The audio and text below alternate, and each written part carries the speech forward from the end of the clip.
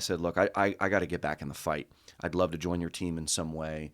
And so we talked in 2020. He then hired me in October of 2020. I joined him, and I became his deputy very quickly. Biden got sworn in. I led all the Texas v. Biden litigation. I sued the 46th president 46 times. I won 85% of those cases. So I was Paxton's deputy for 3 years, Ted Cruz's chief for 2 years, and then got the call down to Mar-a-Lago to visit with the president. He nominated me to serve as the head of the Office of Legal Policy at DOJ. What year was that? That was November and December of 24, so Okay. fairly recent. So Trump won in November of 24.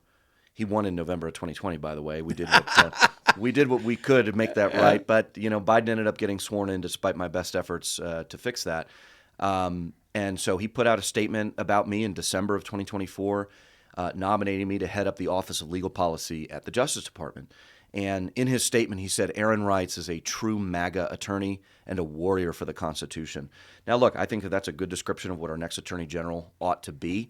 For our listeners out there, for them to grab hold here, Yeah. could you, in just very general terms, describe how you see the job description? Flesh it out for us. Article 4, Section 22 of the Texas Constitution defines the job.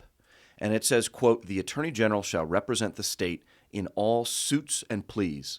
What does that mean? It means that this is a legal, law enforcement, executive branch job, not a legislative job. And I point out that distinction for 2 reasons. Number one is we in the grassroots activist world, we often engage with the state government through a legislative lens, right? What happened during the legislative session? What good bills passed? What bad bills died? What amendments got added on? What enhancements got through the process? What did the governor sign into law? What was controversial? Hey, based upon this legislator's legislative record, do we want to reelect him, or do we want to primary him or her? How do we rate him? Do we give him an A+ rating, a C rating? You see what I'm saying here? They often think about state politics through a legislative lens. It's important for the grassroots to remember that this is not a legislative job, right? The second reason why I point this out is because all 3 of my opponents in this race, it's a 4-way primary, all 3 of them are running exclusively on what they did in the legislature, which may or may not be good or bad, depending on how you see it. But it actually has nothing to do with the job that they're applying for. It doesn't make them bad people.